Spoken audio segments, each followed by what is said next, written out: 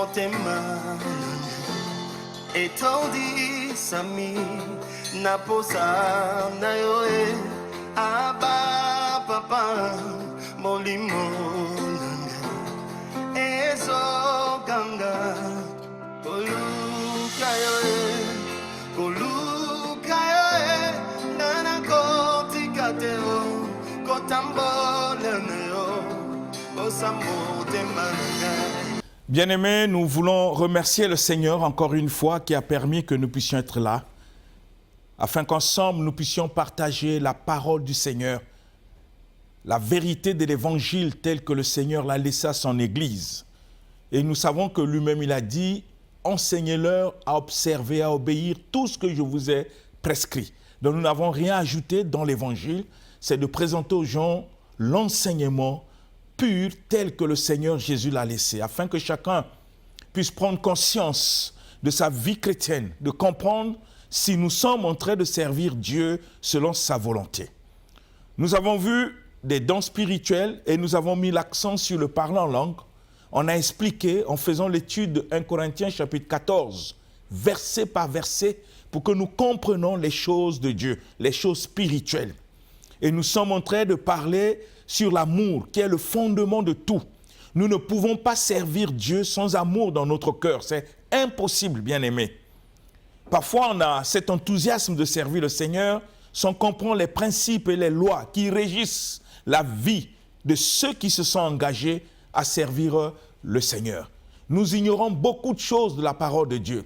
Nous voulons créer notre propre manière de servir Dieu, créer notre propre vision, notre propre voix, nos propres pensées. Et nous sommes conduits par ces choses. Et tant que le Seigneur a dit dans sa parole, « Mes voix ne sont pas vos voix et mes pensées ne sont pas vos pensées. » Toute personne qui s'engage pour servir le Seigneur doit d'abord comprendre quelles sont les pensées de Dieu et quelles sont ses voies, afin de comprendre la manière dont Dieu lui-même veut que les hommes puissent le servir. Nous n'avons pas imposé à Dieu une manière selon nous, mais nous sommes appelés à nous soumettre à la manière dont Dieu lui-même a fait dans sa parole comment les hommes peuvent le servir.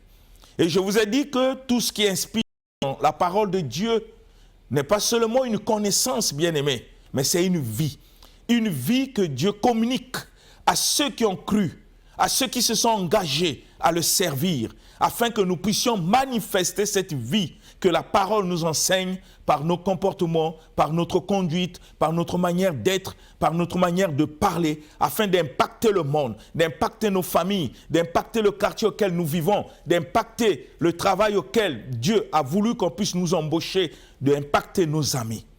Si nous ne sommes pas prêts à décider, à faire ce que Dieu nous demande, nous sommes en train de suivre une voie qui va nous amener à l'échec. Dieu n'est jamais une pensée. Il est sa propre parole. Il se révèle par sa parole. La manière dont il veut que les hommes puissent le servir, il le révèle dans sa parole.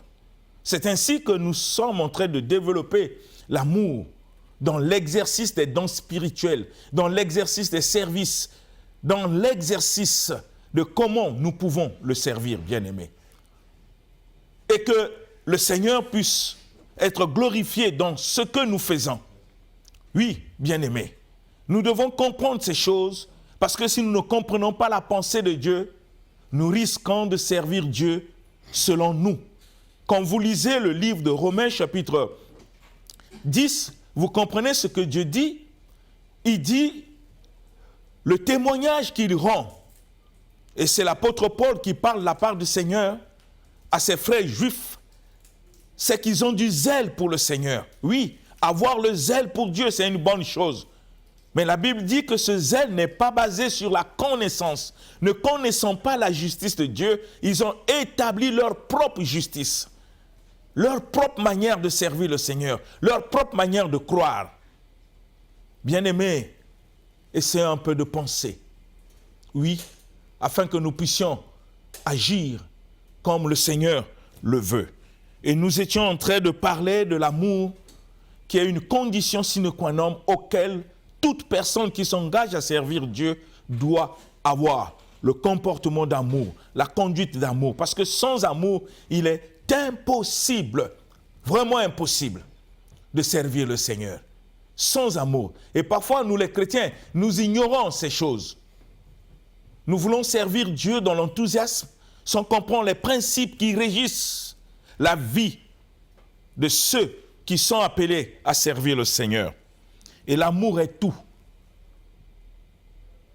La semaine passée, nous avons lu le livre de 1 Corinthiens, de 1 Jean plutôt, chapitre 3, verset 14 jusqu'au verset 19, pour comprendre ce que la parole nous enseigne sur l'amour. Et je vais demander qu'on puisse nous relire ce passage afin que nous puissions comprendre ce que le Seigneur nous demande dans sa parole. Nous lisons le livre de 1 Jean, chapitre 3, verset 14 à 19. 1 Jean, chapitre 3, du verset 14 au verset 19, de la version Vie Nouvelle, nous lisons le nom du Seigneur. Amen. Quant à nous, nous savons que nous sommes passés de la mort à la vie, parce que nous aimons les frères et sœurs. Celui qui n'aime pas son frère reste dans la mort.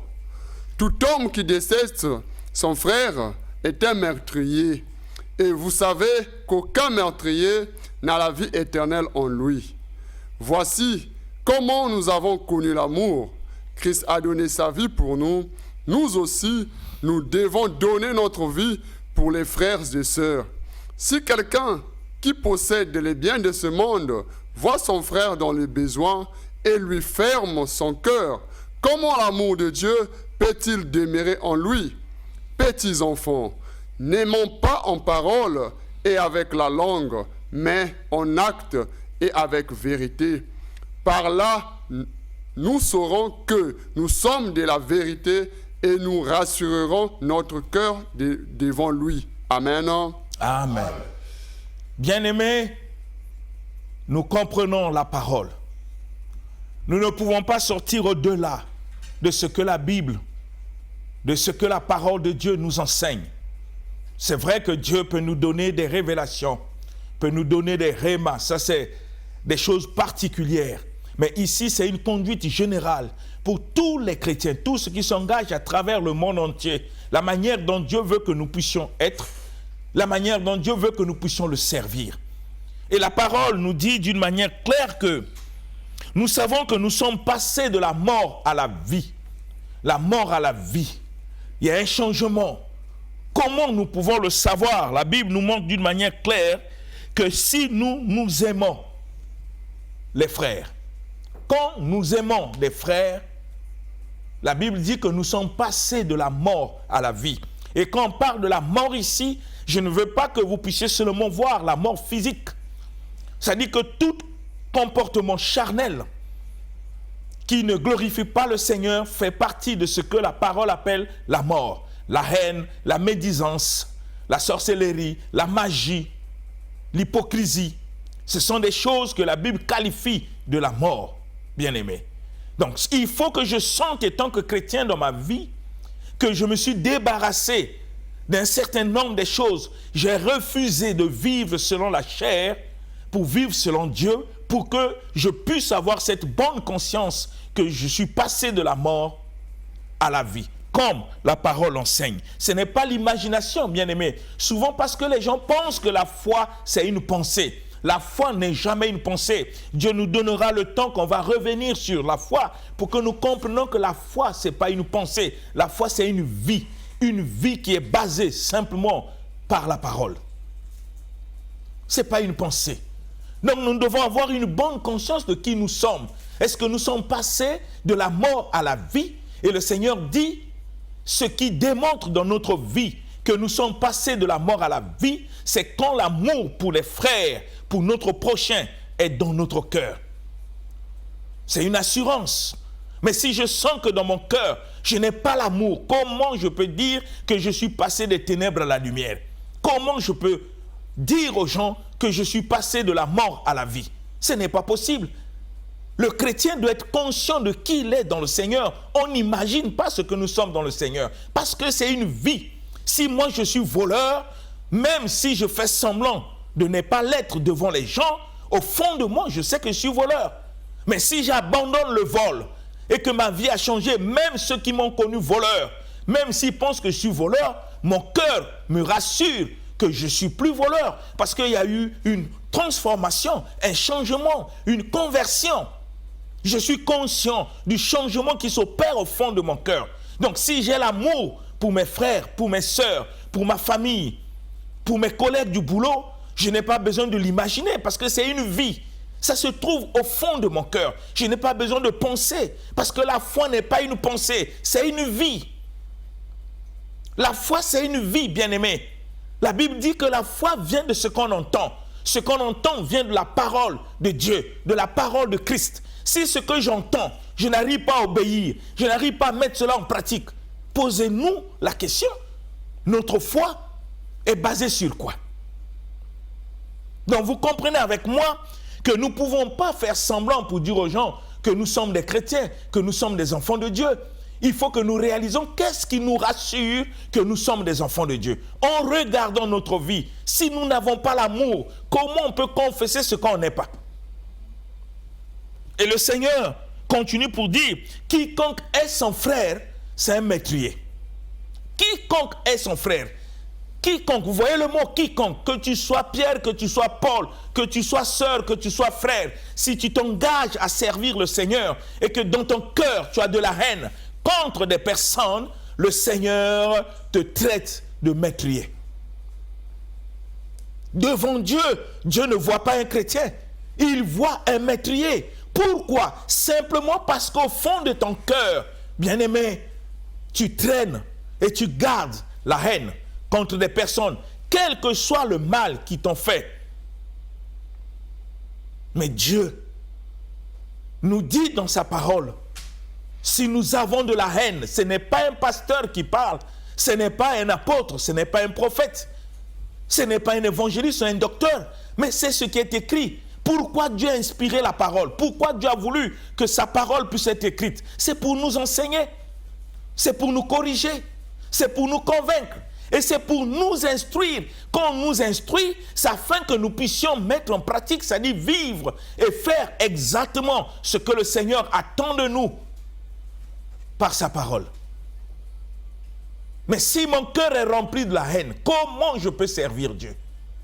Comment je peux prétendre manifester des dons spirituels tandis que mon cœur est rempli de la haine contre mes frères, contre mes parents, contre mes collègues du boulot? Je suis chrétien. Parce qu'on n'est pas chrétien seulement parce qu'on va tout le temps à l'église pour écouter les enseignements. Notre chrétienté doit être manifestée au niveau du travail. Notre chrétienté doit être manifeste au niveau du quartier auquel nous vivons, au sein de la famille, au milieu de nos collègues, qu'ils sentent que nous sommes chrétiens. On n'a pas besoin de leur dire que nous sommes des chrétiens, mais par notre manière de vivre, notre manière d'être, parce qu'ils constatent que nous vivons selon les enseignements que le Seigneur nous a laissés par sa parole et nous mettons en pratique ces enseignements dans notre vie et ça devient notre vie. Les gens vont le constater.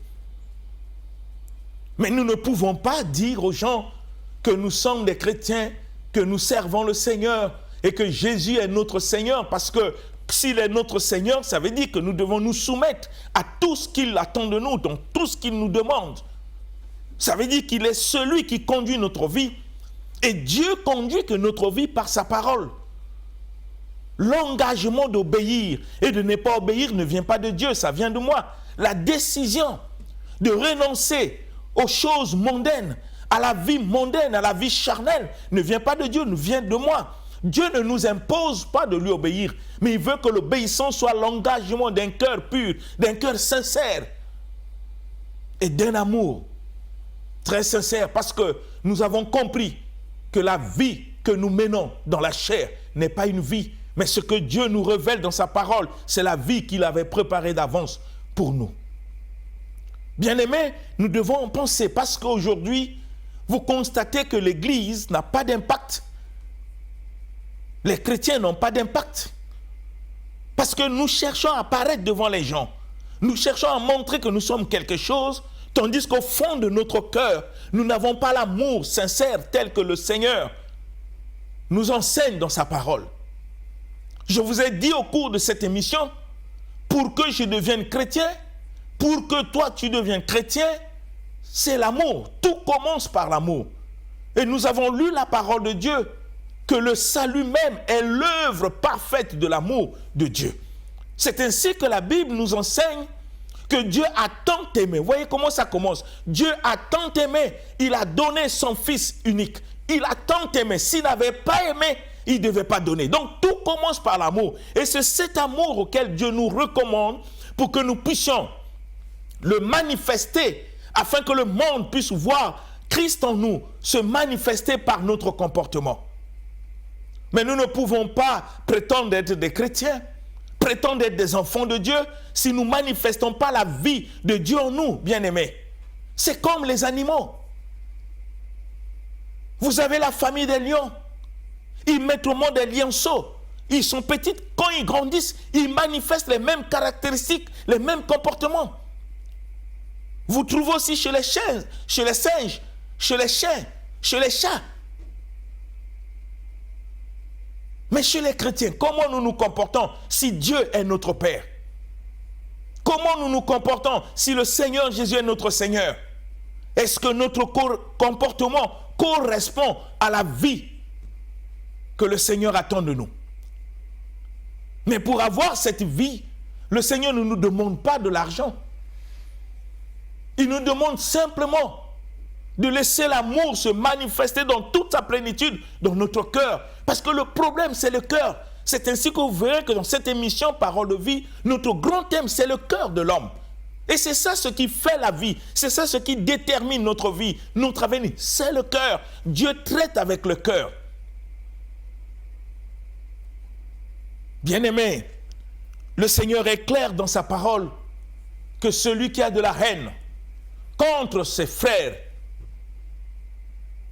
c'est un meurtrier. Essayez d'imaginer que je suis en train d'enseigner ici, je suis en train de prêcher la parole, les gens peuvent apprécier la parole, les gens peuvent apprécier la grâce que Dieu a faite que je prêche. Mais si dans mon cœur j'ai de la haine, comment Dieu me voit? Il ne me voit pas comme un pasteur, il me voit comme un meurtrier. Parce que la parole est claire, le Seigneur dans le livre de Matthieu disait, si tu veux faire ton offrande, tu veux prier et que tu te souviens du fond de ton cœur que quelqu'un a quelque chose contre toi ou tu as quelque chose contre quelqu'un, laisse d'abord ton offrande, laisse ta prière, va d'abord réparer et reviens pour faire ton offrande. Ça c'est dit du Seigneur Jésus lui-même. C'est dit du Seigneur lui-même. Mais parfois, nous sommes dans des églises, nous sommes en train d'adorer Dieu avec un état de cœur qui ne manifeste pas l'amour tel que Dieu attend. Et on est fiers, bien-aimés. Ce n'est pas possible. La vie chrétienne n'est pas des aventures. C'est une question de vie. Nous devons être sérieux dans ce que nous faisons si nous voulons voir la gloire de Dieu se manifester. Si nous voulons être des instruments auquel Dieu peut utiliser pour sa gloire sur la terre. Si nous voulons être des canaux par lesquels le Seigneur a dit dans sa parole que ta volonté soit faite sur la terre comme au ciel, par nous, il faut que notre cœur soit rempli de l'amour. L'amour, on ne l'achète pas. L'amour est spirituel. Et la Bible dit que l'amour est déversé dans nos cœurs par le Saint-Esprit. Nous ne pouvons pas prétendre avoir le Saint-Esprit si dans notre cœur, l'amour ne se manifeste pas. Quel Saint-Esprit nous avons?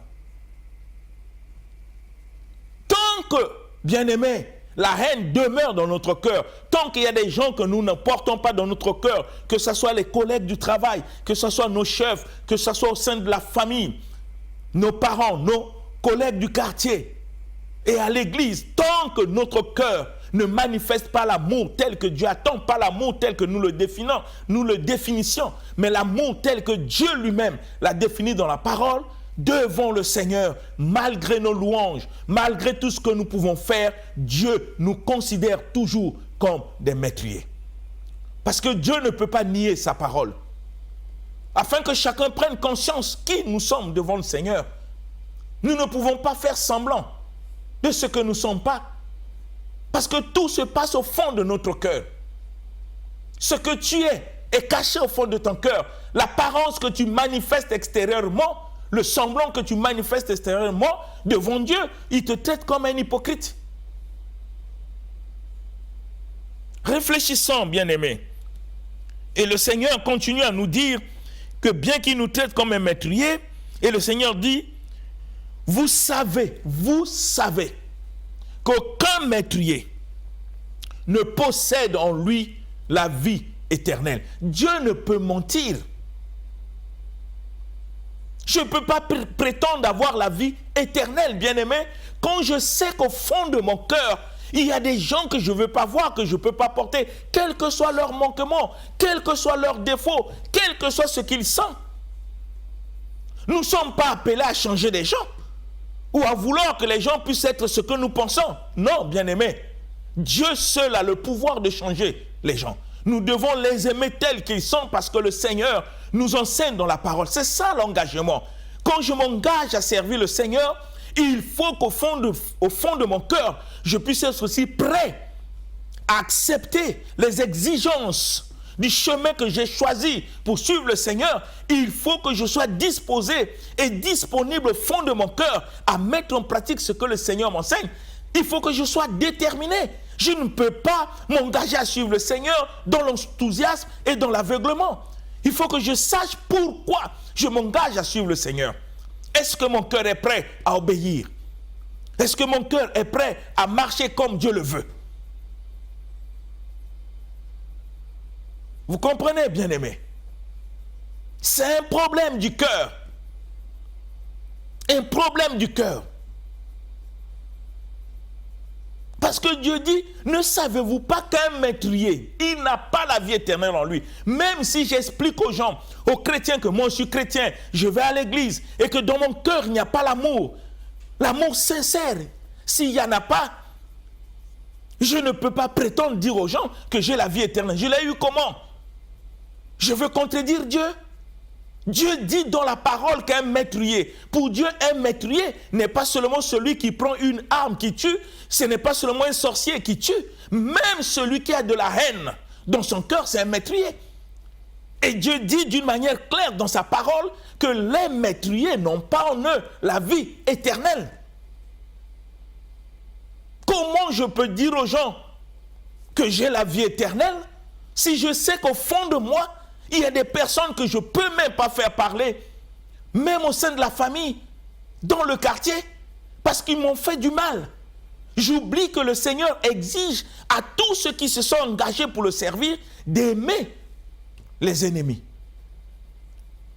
A dit le Seigneur Jésus dans le livre de Matthieu.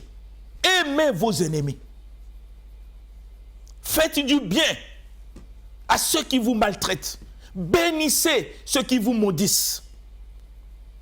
Voilà ce que le Seigneur nous demande dans la parole, bien-aimés. Ou nous faisons semblant d'aller à l'église, ou nous trompons la vigilance des hommes pour que les hommes sachent que nous sommes en train de prier, mais nous ne pouvons pas tromper Dieu. Parce que Dieu lit nos cœurs, bien-aimés. Dieu ne voit pas l'apparence. Dieu ne se fie pas des paroles que nous pouvons prononcer. Pour Dieu, ce qui le concerne, c'est l'état de notre cœur. Est-ce que ce que nous disons est vrai? Est-ce que c'est ce que nous sommes? Nous ne devons pas chercher à apparaître, à être appréciés par les gens. Nous devons l'être du fond de notre cœur et que la manifestation extérieure de notre comportement n'est autre que le fruit qui vient du fond de notre cœur. Mais s'il n'y a pas l'amour, posons-nous la question, quel genre de chrétiens sommes-nous? Nous courons parfois derrière des miracles, des bénédictions, ce n'est pas mauvais. Mais la question n'est pas celle-là. Le Seigneur a dit ceci.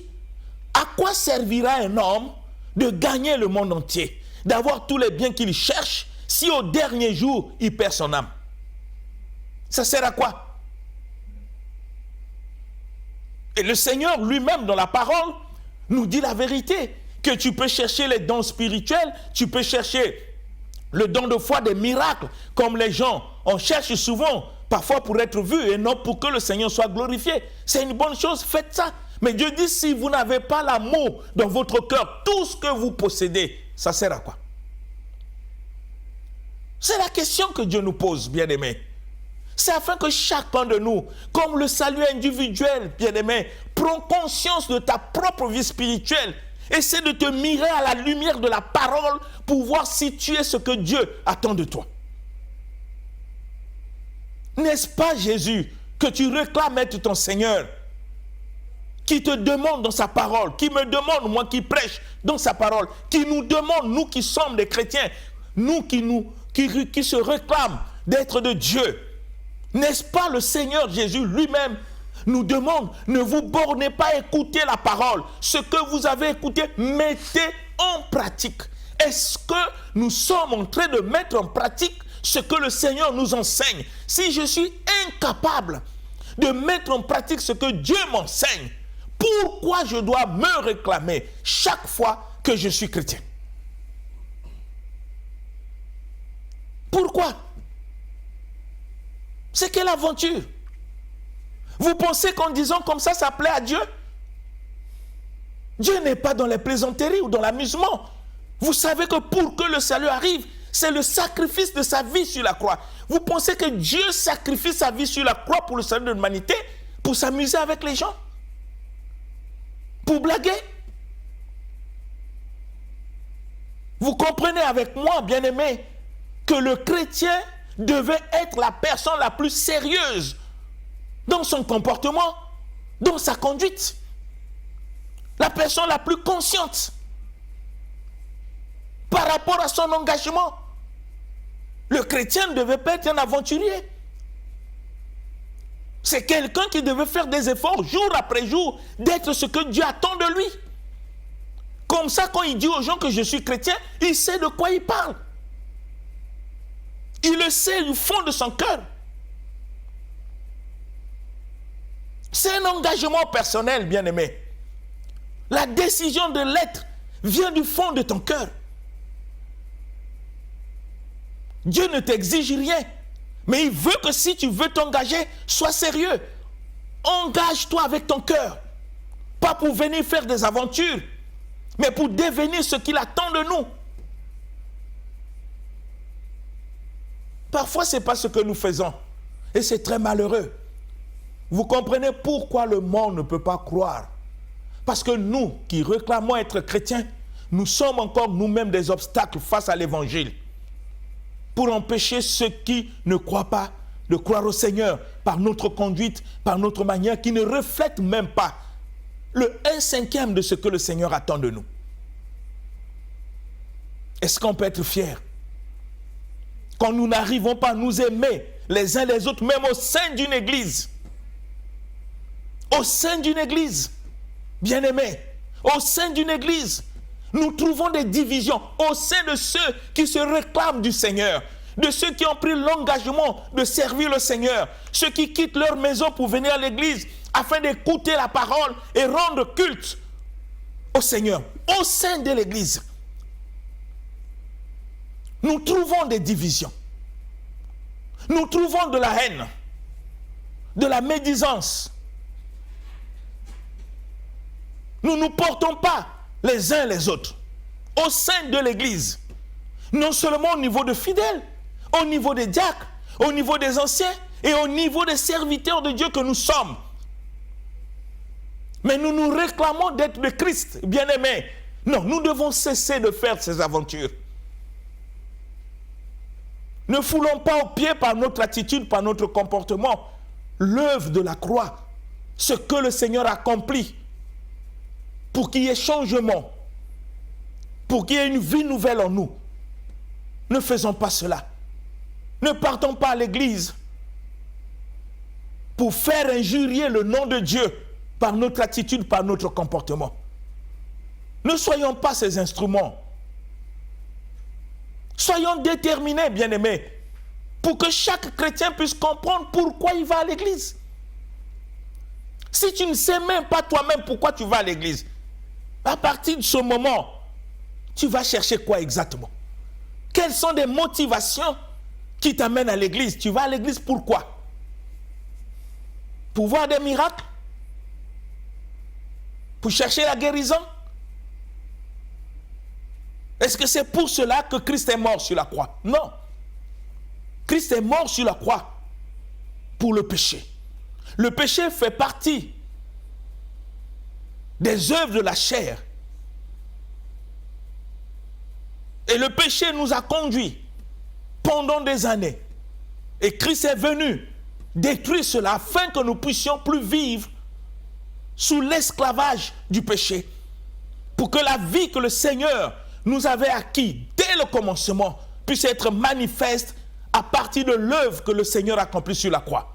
Si nous n'arrivons pas à être déterminés à manifester ces choses dans notre vie, à un certain moment, on peut se poser la question, quelle est la raison qui nous amène à l'église?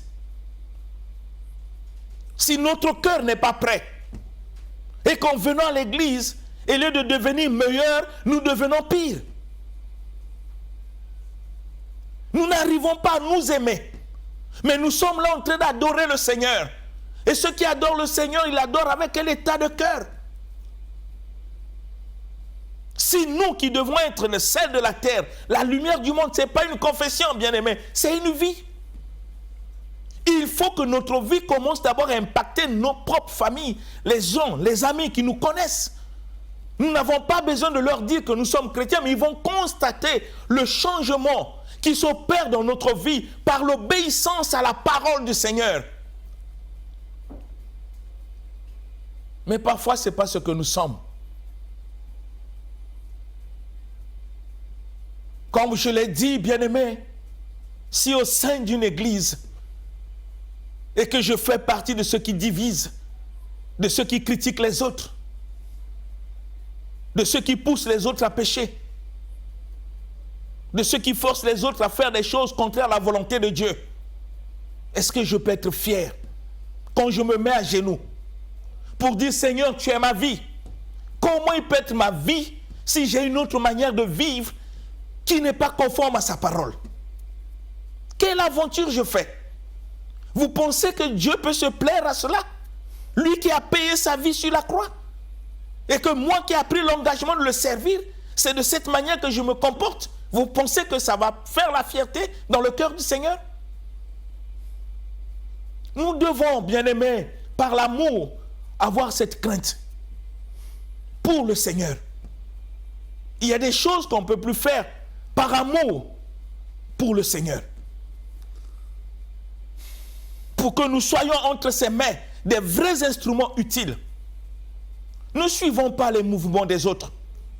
Suivons ce que le Seigneur nous enseigne dans sa parole, à nous aimer les uns les autres. L'amour ne fait jamais du mal à son prochain. L'amour ne peut pas détruire son prochain. Nous allons le voir au cours de cette émission pour que nous comprenions ce que Dieu entend par amour.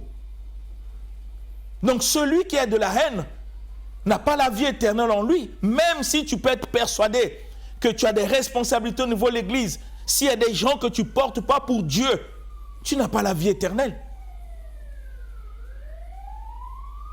Réfléchissons. Et le Seigneur continue dans sa parole pour nous montrer encore ce qui est très important. Il dit, nous avons connu l'amour en ce qu'il a donné sa vie pour nous. Le Seigneur, pour montrer combien il nous aime, au-delà de ce que nous sommes, dans nos défauts, dans nos manquements, comme le dit la parole de Dieu, Christ est mort sur la croix quand nous étions encore des pécheurs. Ça veut dire que malgré notre état, malgré ce que nous étions dans nos défauts, Dieu ne nous a pas haïs, il nous a aimés. Nous n'avons pas fait des efforts, bien-aimés, pour être chrétiens. C'est la grâce du Seigneur. C'est son amour qui s'est manifesté envers nous pour que nous devenions ce que nous sommes. Et c'est de cet amour-là que Dieu veut que nous puissions le faire aussi pour nos frères, pour nos sœurs. Quels que soient leurs manquements, quels que soient leurs défauts.